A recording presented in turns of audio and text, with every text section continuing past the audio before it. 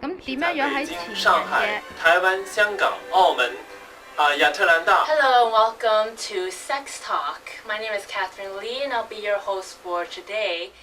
各位親愛觀眾，歡迎大家參加我哋呢個教育透視嘅節目。我係主持人 Carol Chan。And this weekend we are going to be at the luxurious Taboo Resort in beautiful Muskoka. This is your host Maggie Ng, and we are on location in Waterloo at the Canadian headquarters for Sun Life Financial.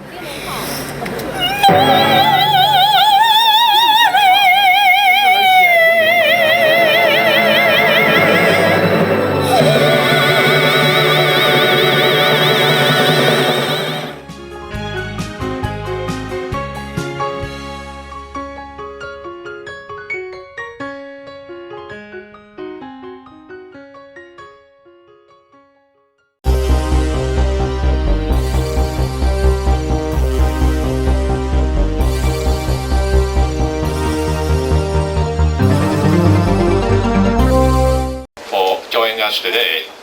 This is after 5 o'clock, so it's my leisure time, so nobody can accuse me of not functioning provincially.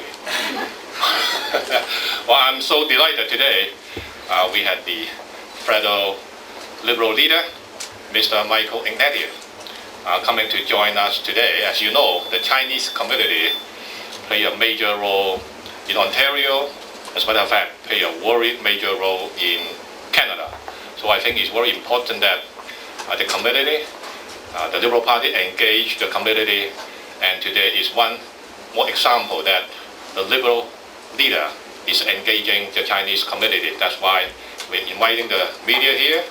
It's free for all. You can ask questions, and our time unfortunately is quite limited today, so we budget from like 6 o'clock to 6:30. Maybe you can go over maybe 1 minute or two. And so without further delay, I want our leader, Mr. Michael Ignatieff, just you like a short briefing for people? Okay, let's do it. Okay, and afterward it will be Q&A from the media. Thank you. Great.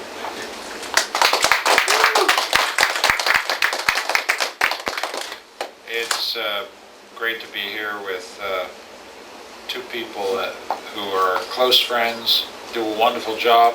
He's a wonderful minister. The relationship that the federal party has with its very, very good Dalton McGuinty government is a very close one, a very strong one. Michael, you've been a personal friend now for years. Can't remember, it goes back at least 3 years. And John is my finance critic and is one of the mainstays of our party and an MP for this area. So I won't go on.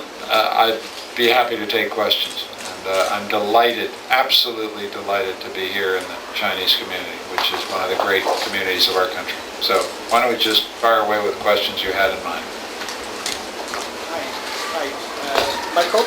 Yeah. Since the last time the coalition group between Liberal, NDP and Dr. Clark fell off, and what's your relation between those two leaders for the time being? The coalition, we felt, was not in the interests of the Canadian people. My relations with Mr. Giuseppe and Mr. Leighton are correct, cordial, but and I have made it very clear that in a minority parliament, it's important for opposition parties to maintain good relations and work together. Sometimes our interests converge, sometimes our interests diverge, but the key point here is we're trying to make Parliament work. Canadians want our Parliament to work. They had an election last October. We're trying to make Parliament work. It isn't easy. The government is not making it easier for us, but we're doing the best we can because we think it's in the interest of the people to pass the budget, get stimulus into the economy and move forward. But of course we keep working with the opposition parties as well. Thank you. Hi, Mr. Ignatieff. because Canada's economic become even worse in the first quarter of this year. So some local community leaders is calling on the government to have a second stimulus plan. So if the government would like to do so, what kind of the item you think should add to the second? Or you think it's necessary to have a second plan? I think it's very interesting that members of the community are already thinking of a second stimulus. I know there's speculation in the United States that Mr. Obama's plan is not sufficient. And in our accountability measures, when we put the government on probation, one of the things we said was, are you willing to consider additional measures if necessary? We passed the budget last week. I think we need to give the government and give these measures a little time to see whether they're working through in the economy and creating jobs. But the job numbers are terrible. The job numbers are alarming Canadians, and rightly so. We are losing jobs actually faster per capita than the Americans. If we are looking at additional measures, I'll tell you it's no secret, we think that enhancing eligibility for employment insurance may be something we have to do. The provincial government of Ontario has made it repeatedly clear that it's harder to access employment insurance in Ontario than it is in many other provinces. We don't think that's fair. It's also a problem in British Columbia. It's also a problem in other provinces. So we think there may be a case, and it will come pretty soon, in which we will want to propose to the government that they create a standard national eligibility rule and possibly bring down the wait period because people need to be able to access employment insurance. The nightmare we want to avoid is pushing people onto welfare. Nobody likes employment insurance. We want to get them back into jobs. So the other thing we're going to want to look at is whether we can improve access to training through EI. We're very concerned that hardworking Canadians who lose their jobs need to be able to access training so they can get new jobs. We're not satisfied with the way that's working. And so we're going to be, that will be a priority when we come back next week into Parliament. And those would be the additional measures that our party would propose. Enhanced EI eligibility. Mr. Ignatieff, Mr. Harper said Canada would be the first country to get out of the economy crisis. So what's your comment on that? Do you believe that? I don't know. I think, look, you know, my party and John and I will never talk down the Canadian economy. We want to be on the side of business owners and working people. We'll never talk them down. What we're talking down is Mr. Harper. He keeps making promises about the economy that don't seem to be true. The problem now is Mr. Harper's credibility. It's very hard to believe anything he says about the economy. You go back to September, he said, if we had had a recession, we would have had it by now. Then he said it's a good opportunity to invest when the market went down. If you invested then, you would have lost your shirt. Then he said it's so bad we're going to have a depression. Then he backed away from that. Now he's saying we're going to come out faster than anybody else. I'm just asking you, does anybody believe that? I would like to believe it. Don't get me wrong. Nobody in my party wants to talk the economy down. I just don't believe what he's saying. And he has a problem with credibility. So I have a couple of questions. One is that how your party and the government go to help those people got no job and not qualified for the unemployment insurance. Second, I know the Liberal MP says always want to push more trade with China. So open because we need more trade, and and how you go to make the government do more trade with China. So two questions. One is how to help those unemployed people without qualified. I get it. Yeah. As I said a little earlier, we think that in many parts of Canada, it's very difficult to get EI.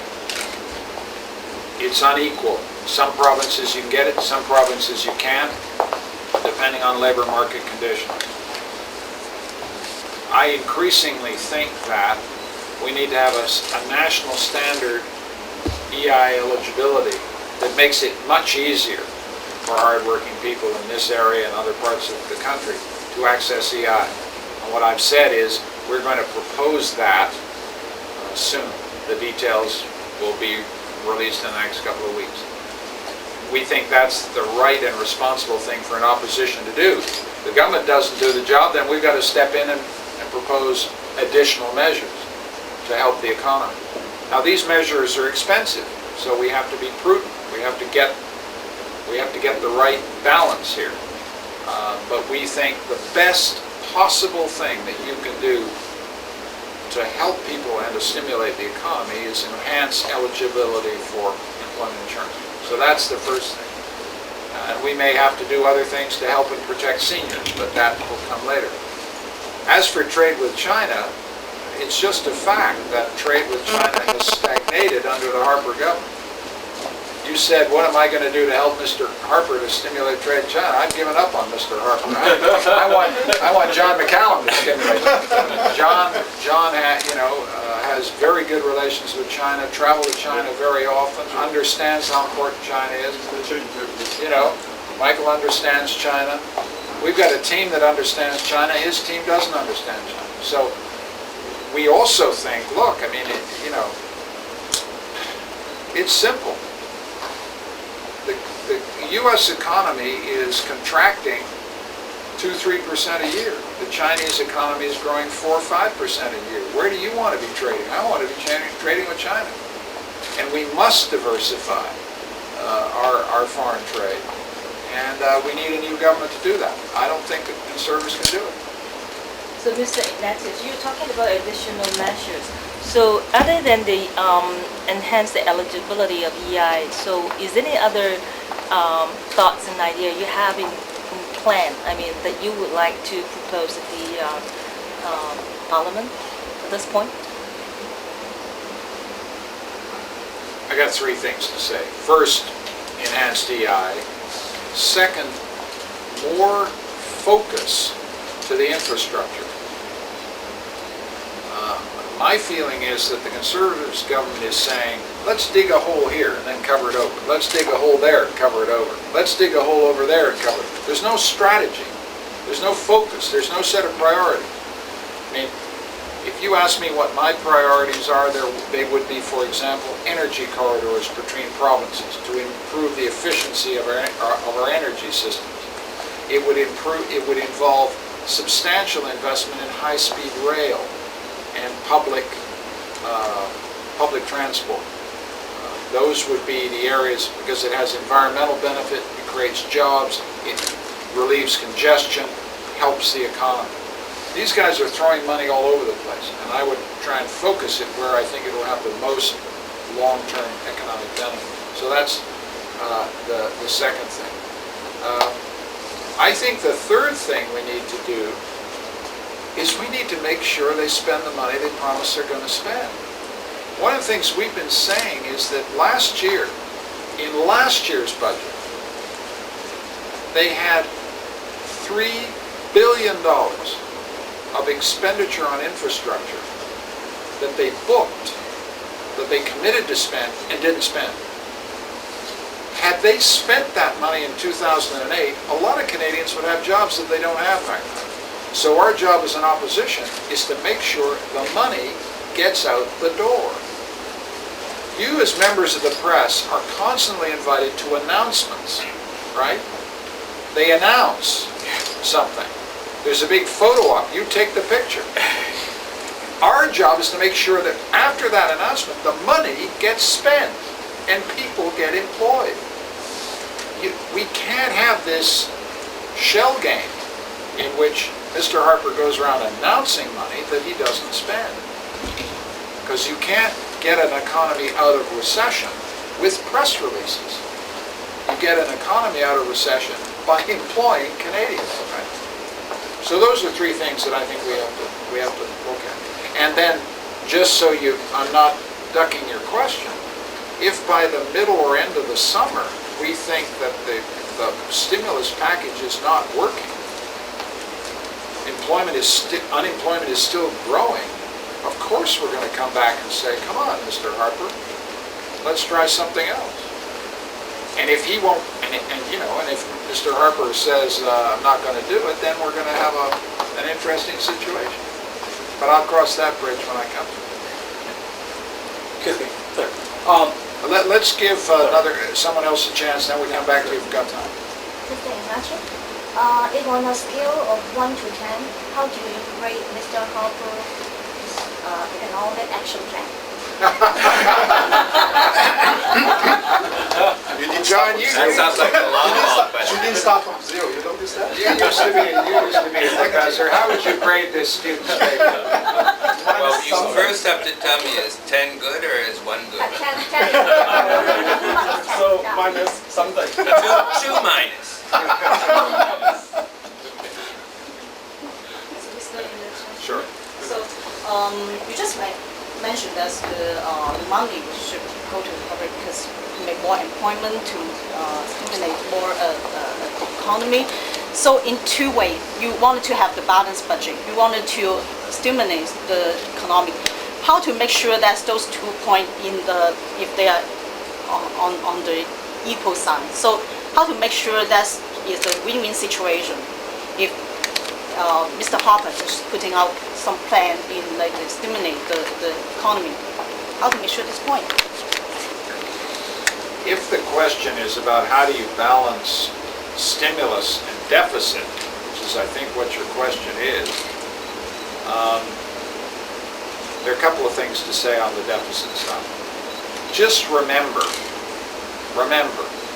where the public finances of Canada were on the 21st of January 2006 when we lost government. Canada had a $12 billion surplus. By late August of this year, before the recession hit, before Lehman Brothers, before the meltdown, before the financial crisis, the government was already in deficit. They took a $12 billion surplus, spent it down into deficit before the recession started.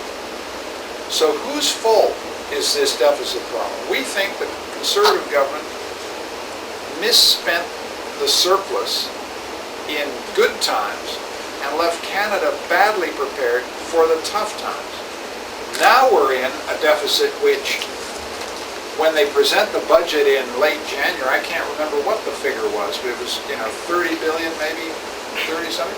Now we're projecting deficits that are looking like 80 billion, right? Every business owner runs on credit, but the Canadian government should run on credit when you're investing for the future in hard times. But the size of this deficit is growing almost every week because revenues are falling. Tax revenues are not coming in. The economy is not growing. And everybody in this room is worried about how big this deficit's going to get. That's not the only problem. Everybody in this room is willing to spend money and get us into deficit if it gets us out, and if the money's wisely spent. We're worried that they're not spending it on the right things. And so we have the worst of both worlds. We have a deficit, and the bridges still aren't fixed. We have a deficit and the roads still aren't fixed. We have a deficit and the schools are still no good, right? That's my concern. It's not just deficit. It's that we won't use the money we're spending wisely. So any government in the world at the moment, the Chinese government, the French government, the British government, and the American government is in deficit. The problem is not the deficit. The problem is it's a bigger deficit than it needs to be because the Conservative government mismanaged the economy when times were good. That's problem number one. Problem number two, we don't think they're spending it on the right things. It was my answer to a previous question. They're spraying the money around instead of concentrating on the stuff that really matters. And, you know, when we get into government, and notice I said when, it's not a matter of if, we will be the next government. We will have a substantial deficit, and we will have to deal with it. But we've been there before. Does everybody remember what the deficit number was when Mr. Mulroney and the Conservatives left office in 1993? It was $42 billion. So this party, the Liberal Party of Canada, has been there before when we had big deficits. And we dug the country out. And we will dig the country out again. If they can you were saying that if in the middle of August the federal government is not spending the money it was supposed to spend, they will you will try another way. Can I assume that another way is the election? I won't cross that bridge until I have to. What I'm saying is that an opposition has to have a strategy. And our strategy has been very clear from the end of January. We said, Canadians don't want an election. Canadians don't want a coalition. Canadians want a budget that gets money into the economy. So we voted a budget to get money into the economy. Phase two of the strategy is it working? If it isn't working, then we're going to have to stand up and say this isn't working. And then we will say to them, try something else. And if they won't try something else, then we have a problem. But we haven't got there yet. Okay? But the strategy is clear. The strategy is clear. Vote this budget, see if it works. If it doesn't work, then we'll propose that they do something else that will work. And if they won't do that, then maybe the Canadian public will have to decide. But we're not there yet. And I don't issue threats. I carry them out. Do you think in this difficult time, do you think that the Canadian wanted to have another election? I don't think so. I think Canadians are sensible people. They never like elections unless it's the only way out of a situation. And we understand that. But I'm not afraid of an election. We're ready to fight. Are we ready? We're definitely ready to fight. Mr. Harper said in Toronto today that he won't get into any specifics of the forecast of Canada's economy. And sorry, I didn't hear the question. You should say it again. Mr. Harper said in Toronto today he won't get into any specifics of the forecast of Canada's economy.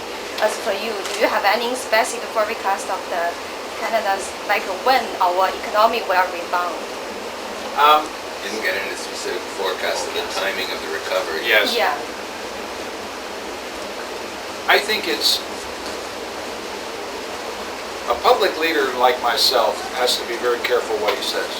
As I said before, I never want to run down the economy. I don't want to spread pessimism. God knows there's enough pessimism around. Canadian families are worried. I think the Prime Minister made a mistake, however, in Brampton, promising that we'd get out fast. I just think the honest-to-God truth that Canadians have to hear from their public leaders is, we don't know. And we don't know because we don't know when we're going to get credit moving. We don't know when consumer confidence is going to return. There's some good signs out there. Let's give credit to that. U.S. housing starts are up. That means someone in the United States is going to start wanting to buy Canadian lumber. Good news. If we get some uptick, increase in the prices for agricultural commodities, American farmers are going to want to buy our fertilizer. Good thing. We start to get some increase in the price of nickel, they're going to be able to bring back some workers in the mines in Sudbury. All of this is what we're hoping for. Some of us are even praying for it. But the honest-to-God truth is nobody knows whether this is going to happen. Because there's a lot still happening in the global financial system There are a lot of troubles with the banking system in Eastern Europe, for example.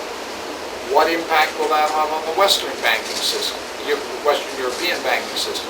What in turn will the impact be on the American banking system? I've always taken the view in politics, you have to tell people the truth. And if you don't know the answer, don't pretend to have the answer. And I don't pretend to have the answer as to when we're going to get out of this. And I don't like the Prime Minister trying to pretend stuff that he doesn't know. I'm telling you, he doesn't know any more about this than I do, and yet he's telling you he does. And I don't think that inspires confidence. And as I said earlier in an answer to a previous question, he's been saying this, then another thing, then another thing, then another thing for 6 months about this economy. He's not credible. And I don't plan to make the same mistake. When I know this economy is coming out, I'll tell you. But you'll know it by then already. One more question. Okay. This question is about the AIG issues in the U.S. Yeah. I knew that Obama is not happy with that they pay out billions of dollars to the management as bonus. So will Canada has any kind of protection or measures to prevent this AIG fiasco happening in Canada? That's a good question. I think there's tremendous and legitimate anger about those bonuses. It's taxpayers' money after all. The taxpayers were willing to help save AIG, not because they like AIG, but because they wanted to save the whole financial system.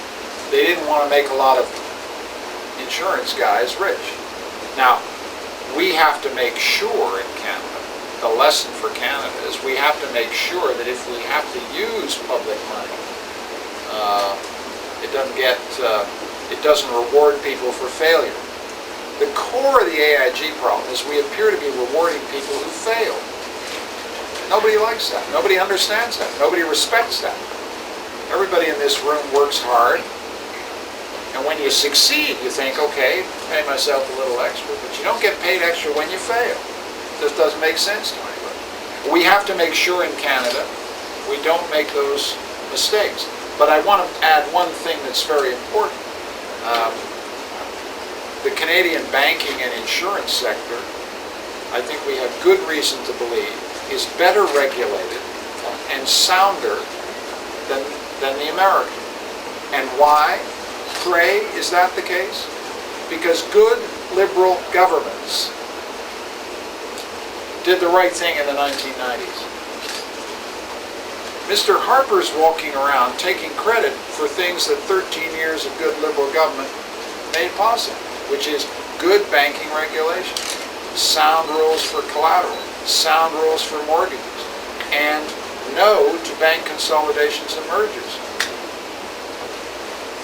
So will John have a comment on this issue? Okay.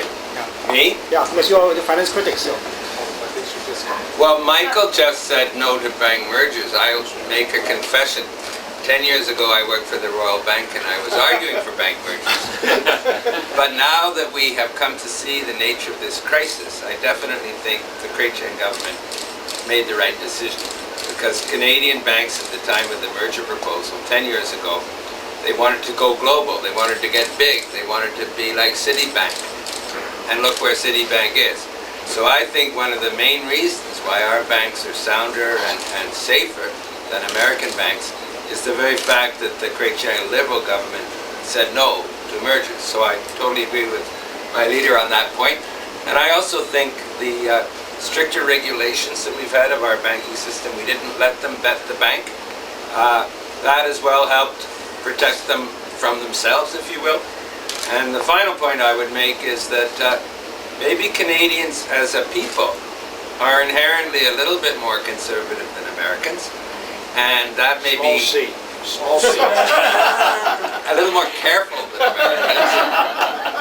And that might have helped us out too. Yeah. Okay, I said the last question, but then after the last, which is a bonus question. This is not a question. This is the request. Sorry, I was late because I just came back from overseas today, and Thomas woke me up. And the reason I want to say something is bottled water is not good for your health, not good for the environment. And I'm using something like this. Oh, yeah. And I hope to be a leader, you can start from today. In the future, all your trip, do Bottled something. water. Oh my goodness. And I have Water. Thank you very much. It's a gift. no more bottled water. No more bottled water, okay? Truly No more okay. bottled water, okay? Okay. I will never will. send everyone one. Thank you. Thank you very much. Thank you very much for coming.